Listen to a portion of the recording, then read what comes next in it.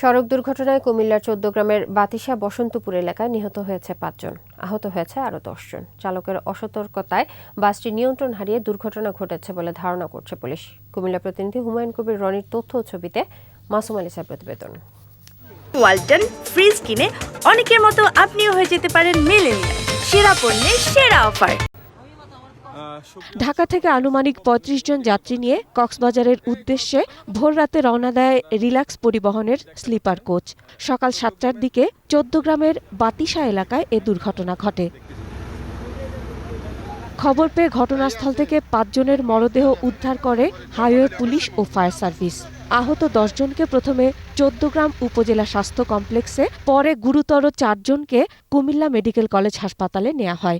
গাড়ি দৌড়ার পরে ৫ থেকে ১০ মিনিটের পরে হঠাৎ করে গাড়ি অ্যাক্সিডেন্ট। এই গাড়ির কেউ কোনো ধাক্কাও দেয় নাই, কিছু দেয় নাই।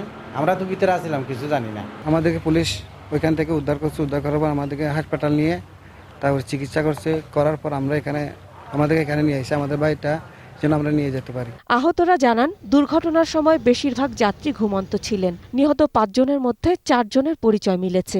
তারা হলেন টেকনাফের মোহাম্মদ হোসেন, বাঁশখালীর রিয়াদ, নোয়াখালীর চাটখিলের পলাশ এবং লক্ষ্মীপুরের মানসুরা। প্রাথমিক চিকিৎসা দিয়ে কুমিল্লা মেডিকেল কলেজে রেফার করা হয়েছে, আর ৭ জনকে প্রাথমিক চিকিৎসা দিয়ে আমরা ছেড়ে দিয়েছি। পরে দুর্ঘটনাস্থল পরিদর্শন শেষে হাইওয়ে কুমিল্লা রিজিয়নের পুলিশ সুপার জানান, প্রাথমিকভাবে ধারণা করা হচ্ছে চালকের অসতর্কতার কারণেই এই দুর্ঘটনা। এখানে দেখছি যে তেমন কোনো প্রতিবন্ধকতা নেই, কোনো ব্যারিয়ারও নাই।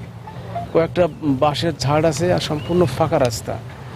তো এই সমস্ত জায়গায় যদি অ্যাক্সিডেন্ট ঘটে থাকে, তখন আমার কাছে মনে হয় যে ড্রাইভারের অসতর্কতার কারণেই প্রথম পর্যায়ে এই ধরনের দুর্ঘটনা ঘটতে পারে। চালক বিরামহীনভাবে একটানা দীর্ঘ পথ বাস চালিয়েছে কিনা তা জানতে তদন্ত করছে পুলিশ। এছাড়া বিশ্লেষণ করা হচ্ছে মহাসড়কের সিসি ক্যামেরার ফুটেজও। মাসুম আলিসা, ২১ টেলিভিশন।